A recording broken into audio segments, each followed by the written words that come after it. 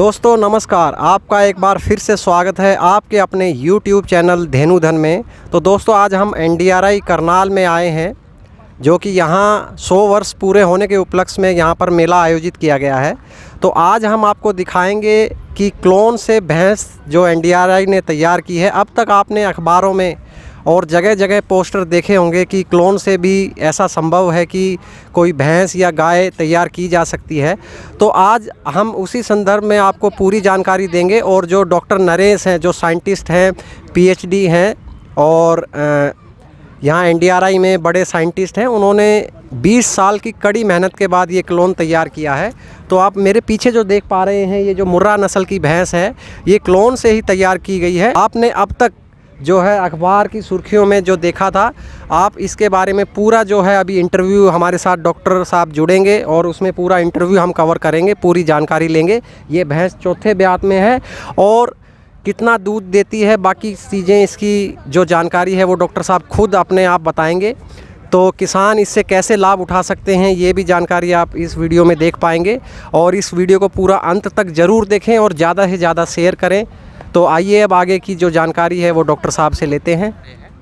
और ये हूबहू जो आप देख रहे हैं, ये टेक्नोलॉजी है जिससे कि हमने अच्छे एनिमल पैदा किए, तो भविष्य में हम इसकी कई सारी कॉपी पैदा कर सकते हैं।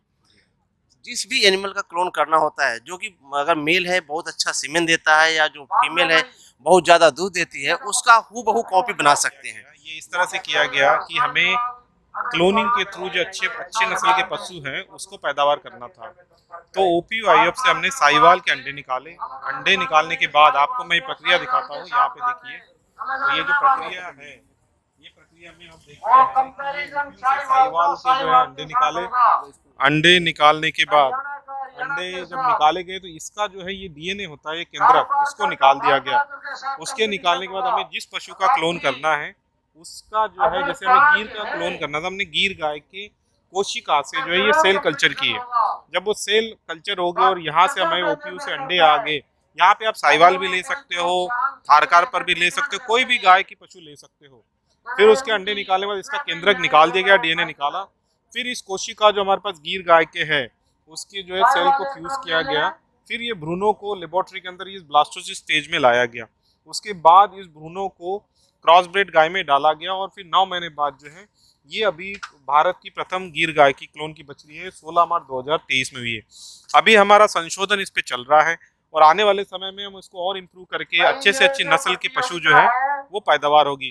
उससे ये होगा कि जो हमारे पशु हैं उसमें गुणवत्ता में सुधार होगा और आने वाले समय में हम इस तरह के पशु बनाएंगे जो डिजीज से रेजिस्टेंस होंगे या क्लाइमेट को जो है वो सेंसिटिव नहीं होंगे। तो ये आने वाले समय में बहुत अच्छी तकनीक होगी। जैसे अभी भारत सरकार ने OPUIF को जो है काफ़ी सारी 30 लेबोरेटरी भारत के अंदर तैयार की है, जिससे भ्रूण बना के जो है वो ट्रांसफ़र करते हैं। तो हमारा संस्थान इस कार्य के ऊपर कार्यरत है और आने वाले समय में गायों के अंदर हम और काम करेंगे। मेरे साथी हैं डॉक्टर मनोज, जो भैंस क्लोनिंग जो है हमारे संस्थान पिछले 10-12 साल से जो कर रही है उसके बारे में उसकी जानकारी देंगे। डॉक्टर मनोज नमस्कार। तो हम यहाँ पर क्लोनिंग टेक्नोलॉजी बता रहे हैं आपको। इसमें हम अच्छे से अच्छे जो हमारे भैंस हैं उसको हम पैदा कर सकते हैं। तो इस विधि में हम जो है जिस भी एनिमल का क्लोन करना होता है, जो कि अगर मेल है बहुत अच्छा सीमेन देता है या जो फीमेल है बहुत ज़्यादा दूध देती है, उसका हूबहू कॉपी बना सकते हैं। तो इस विधि में हम जिस एनिमल का क्लोन करना होता है उसके शरीर से हम छोटा सा टिश्यू ले लेते हैं, उसको लैब में संवर्धन करके लाखों की संख्या में कोशिकाएं बना लेते हैं। उन कोशिकाओं को हम स्लॉटर हाउस से प्राप्त उस साइट को जिसमें कि DNA होता है उसको निकाल देते हैं और उसका फ्यूजन करके इम्ब्रियो बनाते हैं। ये इम्ब्रियो 7 दिन तक हम लैब में कल्चर करते हैं। उसके बाद इस इम्ब्रियो को आया या सरोगेट एनिमल में ट्रांसफर कर देते हैं, जो कि गर्भाधान की अवस्था पूरा करने पर जो भैंसों में 10 महीने की होती है उसके बाद एक काफ को जन्म देती है। तो ये जो बछड़ा जो कटरा पैदा होगा वो जिस एनिमल से हमने सेल लिया है, हमने कोशिकाएं ली, सेम हूबहू उसी की जियोस कॉपी होगी।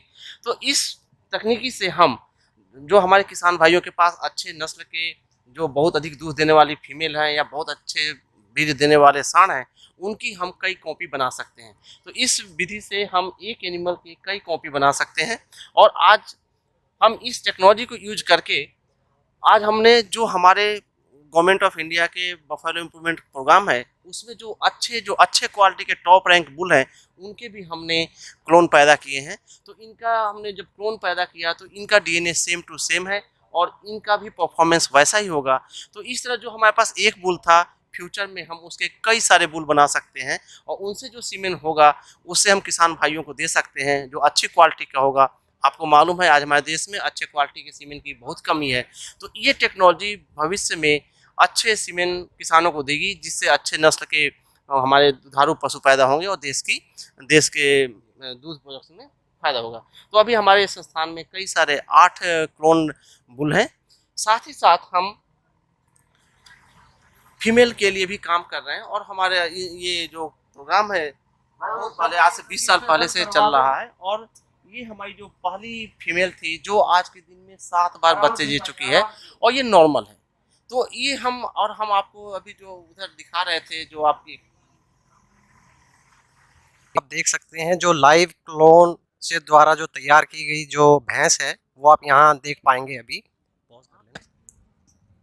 तो हमारा संस्थान पिछले 20 सालों से क्लोनिंग की टेक्नोलॉजी में काम कर रहा है। तो ये हमने जो फीमेल पैदा की थी, तो ये एक फीमेल है जिसका नाम समरूपा है और ये अभी चौथी ब्यांत में है और ये इसका पीक यील्ड अभी 17 लीटर पर डे है।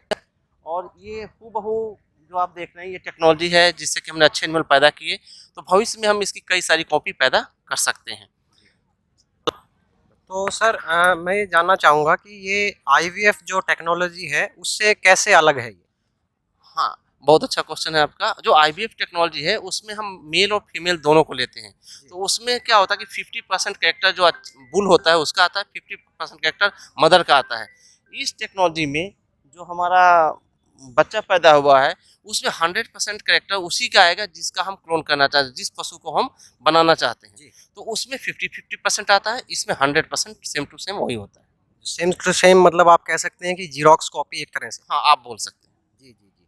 तो सर इसमें जो मिल्क यील्ड होती है या और जितने भी चीज़ें हैं वो सारा 2 कॉपी आता है या कैसे कुछ डिफरेंट भी होता है? हाँ, अभी तक जो हमारे पास डाटा है उसमें हमने देखा है कि इसके दूध में भी कोई प्रॉब्लम नहीं है, सेम टू सेम वैसा ही है। जी जी। और सर आपने कुछ पाया हो अभी तक जो मतलब ये जो क्लोन जितने भी आए हैं उसमें कुछ जेनेटिकल कुछ डिस्टरबेंस या कुछ ऐसा कुछ देखने को मिला हो? नहीं जी, एक बार अगर एनिमल एडल्ट हो गए तो इसमें कोई भी एबनॉर्मलिटी नहीं है। कोई भी अब नॉर्मल मतलब नॉर्मल रहता है पशु? नॉर्मल है। जी जी जी। तो अभी जो हम अपने पीछे जो भैंस देख रहे हैं ये कौन से ब्यात में है, थोड़ा आप बता पाएंगे? ये भैंस अभी चौथी ब्यांत में है, इसके पहले 3 ब्यांत सक्सेसफुल हो चुका है। जी। तो सर और इसमें क्या हम मतलब जो आपने बताया कि जो ये हम कुछ कोशिका लेते हैं पशु का, तो जिस पशु से हमने कोशिका ली है उस पशु में कोई प्रॉब्लम तो नहीं आती है? नहीं, उसमें कुछ नहीं आती है। इसमें हम थोड़ा सा ही पीस लेते हैं, थोड़ा सा टिश्यू लेते हैं, इससे कुछ नहीं होता है। इसमें हम ऐसे भी सैंपल में डायग्नोसिस के लिए लेते हैं, जिससे कोई फर्क नहीं पड़ता।